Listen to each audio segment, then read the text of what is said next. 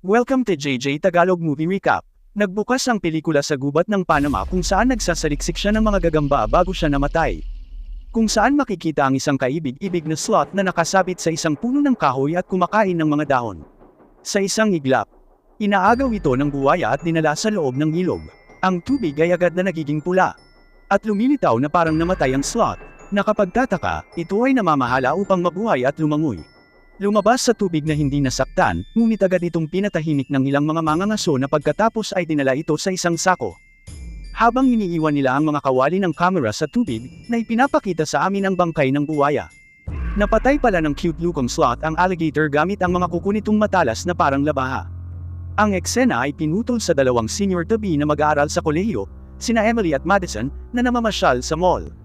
Habang naglilibot, nagdadalamati sila tungkol sa hindi gaanong nagawa sa kanilang 4 na taon, bagamat bahagi sila ng isang sorority. Sabay-sabay nilang ini-stalk ang social media profile ng paborito nilang presidente ng kolehiyo, si Brianna, na mayroong higit sa 30,000 tagasunod. Gustong-gusto talaga ni Emily na maging pangulo, ngunit sa parehong oras, wala siyang lakas ng loob na makipagkumpetensya laban sa sikat na si Brianna. Sinusubukang hikayatin siya ni Madison, na itinuturo na dahil lang sa may mga tagasunod si Brianna ay hindi ibig sabihin may mga kaibigan siya. Sa kabaligtaran, si Emily ay may parehong mga kaibigan at isang mapagmahal na kasintahan. Sa gitna ng kanilang pag-uusap, biglang napansin ni Emily ang isang aso na nakawala, na malapit ng matamaan ng isang bata na nagbibisikleta. Mabilis siyang tumakbo at iniligtas ang aso mula sa aksidente. Ang kanyang kabayanihan ay napansin ng passerby, na nagkataon na ang parehong poacher mula kanina. Tinatanong niya kung pet lover siya, kung saan pinanindigan niya.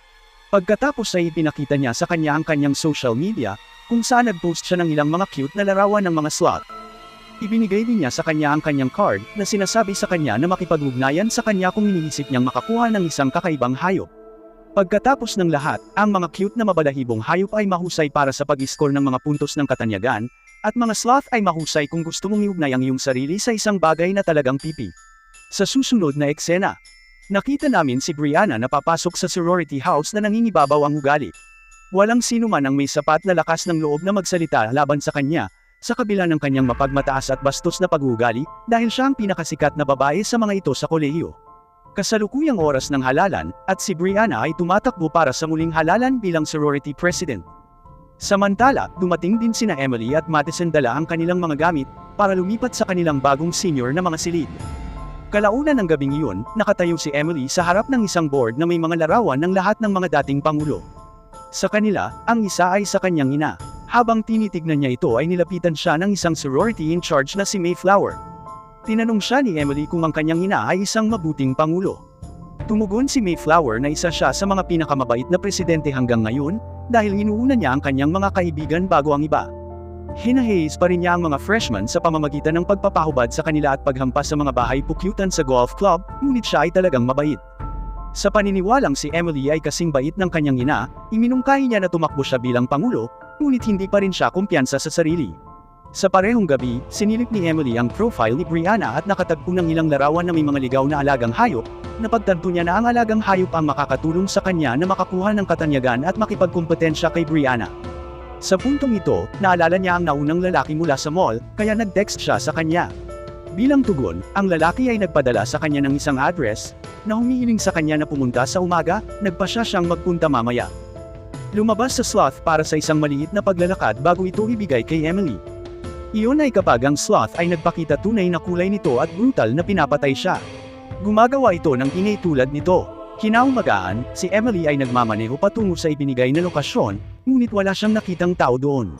Patuloy siyang kumatok sa pinto, dahan-dahan siyang pumasok sa lugar at natuklasan ang inusenteng mukhang tamad sa gitna ng kwarto.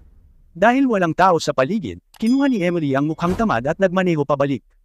Pagdating sa sorority house, sinubukan niyang dumiretso sa kanyang kwarto nang hindi niya pinakikita sa iba ang bagong alagang hayop sa sinuman. Gayunpaman, ang kanyang landas ay naharang ni Brianna, na hinihiling na malaman kung ano ang nasa kahon. Nang mag-alinlangan si Emily, inagaw sa kanya ni Brianna ang kahon at inihagis ito sa hagdan. Kasunod nito, ang cute na mukhang sloth ay lumabas sa kahon, na ikinamanghan ng lahat. Mabilis na tumakbo pababa si Emily para protektahan at alagaan ito. Samantalang si Brianna naman ay hindi makayanan ang atensyon ng lahat ay naaga ng sloth, kaya sinabi niyang bawal ang mga alagang hayop sa sorority house. Gayunpaman, tinuturing ni Emily na pinapayagan ng mga alagang hayop kung gagawin nila itong kanilang mascot. Lahat ay bumoto na pabor sa kanya, na iniiwan si Brianna na galit na galit. Bilang karagdagan, inanunsyo ni Emily na tatakbo siya bilang pangulo ngayong taon. Ang libreng sloth na ito ay nagbabayad kaagad. Hindi tulad ng lahat, iyon ang iniisip ni Madison, isang kakilakilabot na ideya na ilayo ang isang nilalang na mabangis na hayop sa tirahan nito, kaya hinihimok niya siyang dalhin ito sa isang rescue shelter.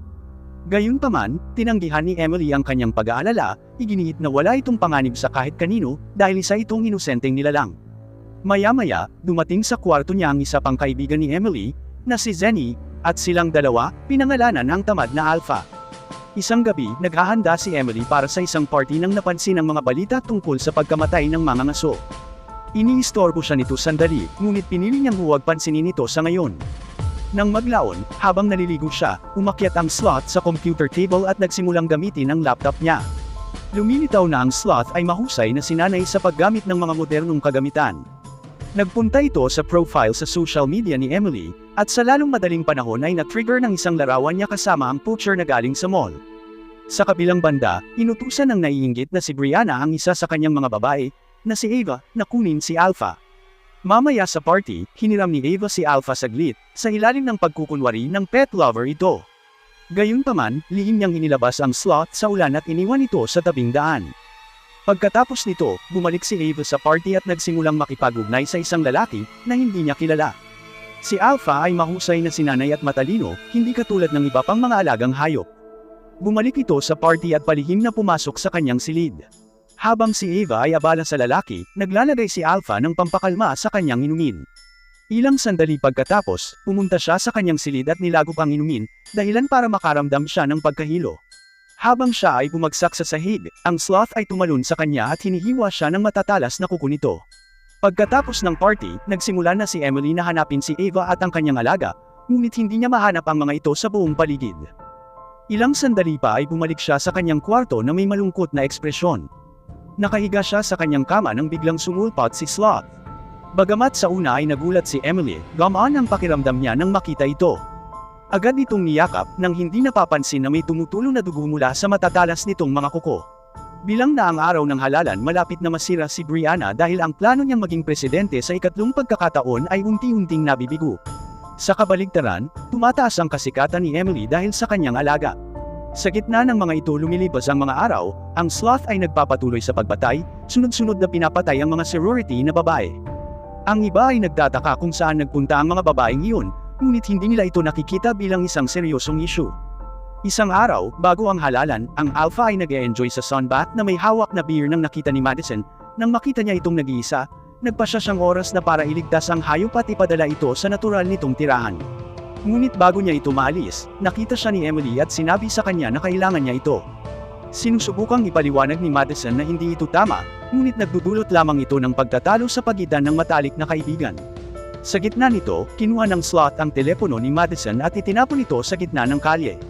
Pinuntahan niya ito upang kunin, ngunit ang mga pangyayari ay napalitan ng kaunos-unos habang siya ay natama ng isang mabilis na tumatakbong sasakyan. Di nagtagal, isinugod si Madison sa ospital, at kasama niya si Emily. Sa sobrang pagsisisi, humingi ng tawad si Emily sa kanya at nangakong papaalisin na si Alpha. Noon lang, nakatanggap siya ng text mula kay Brianna, na nagsasabi sa kanya na dumating sa bahay ng sorority bago maghating gabi, or else matatalo siya sa pagkapangulo. Ayaw iwan ni Emily ang kanyang matalik na kaibigan. Ngunit kinukumbinsi siya ng huli na pumunta at manalo ng titulo. Kasunod nito, tumakbo pabalik si Emily sa sorority house at dumating doon sa tamang oras. Nagmamadali siyang nagpalit ng damit sa lugar ng halalan, na pagkamalang iniwan ang kanyang telepono sa kanyang silid. Maya-maya, ang sesyon ng botohan ay nagsimula na, at pinapanood ito ni Emily na kinakabahan. Sa puntong ito, nakapatay na si Alpha ng dalawa pang babae na sila Alisa at Dakota. Ninakaw din ito ang telepono ni Emily at nalaman ang kinaroroonan ni Madison, pagkatapos ay kinuha ang kanyang susi ng kotse at nagmaneho patungo sa ospital. Pagdating doon, dumiretso ito sa ward ni Madison at pinuputol ang daloy ng oxygen. Pagkatapos, nagsiselfie ito bago simula ng pagsasakal sa kanya ng isang unan. Ngunit, bago siya matapos ni Alpha, dumating ang nurse at iniligtas si Madison. Bumalik sa bahay ng mga babae, nanalo si Emily sa halalan, na nagpasaya sa kanya. Ang mga babae pagkatapos ay nagsimulang mag-party habang si Brianna ay lumalayo sa galit. Pumunta siya sa kwarto ni Alisa, nadatnan niya ang walang buhay na katawan. Maya-maya, pumunta si Emily sa banyo nang marinig niya ang sumisigaw na boses ni Brianna. Nagmamadali siyang pumunta sa pinanggalingan at natuklasan na si Alpha na umaatake sa kanya. Nang maramdaman ang pagkaapurahan ng sitwasyon, inatake niya ang nilalang mula sa likuran bago tumakas patungo sa banyo habang nagtatago. Sinisisi ni Brianna si Emily para sa lahat ng mga pagpatay na ito, ngunit inaamin niya yun ang huli na at hindi niya alam na delikado ang slot. Matapos ang ilang sandali ng pag-iisip, maingat silang dalawa na gumawa ng kanilang paraan palabas. Di nagtagal, muli silang inatake ng sloth, ngunit nagawa ni Emily na ihagis ito sa labas ng bintana. Sa kabila nito, nabubuhay pa ito at pumasok pabalik sa loob ng gusali. Sa kabilang kamay, ang iba pang mga batang babae ay nag-e-enjoy sa kanilang shower party. Nakita ito ni Alpha. Sinabutahe ito ang mga wire at nakuryente ang isang grupo ng mga ito ng magkasama. Bumalik kay Emily, nakahanap siya ng baril sa isa sa mga silid ng mga babae, kinukuha niya ito para sa kaligtasan. Gayunpaman, hindi nagtagal ay nabangga niya si Brianna, dahilan para mabitawan niya ang baril. Bago makuha ni Emily ang baril, sinunggaban ito ni Alpha at inatake at kinaladkad ang dalaga. Dahil dito ay natarante si Emily kaya tumakbo siya sa itaas para magtago sa isang silid.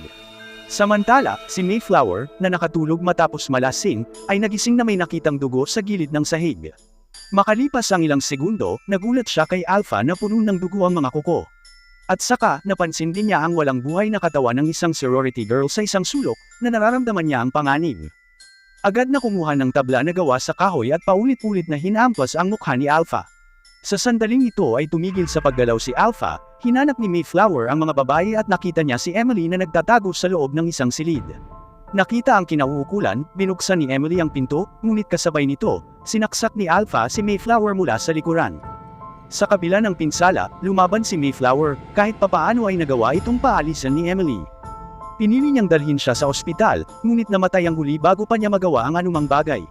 Sa ibang lugar, sinusuri ng nobyo ni Emily na si Tyler ang kanyang social media account nang malaman niyang yun ang kanyang social account.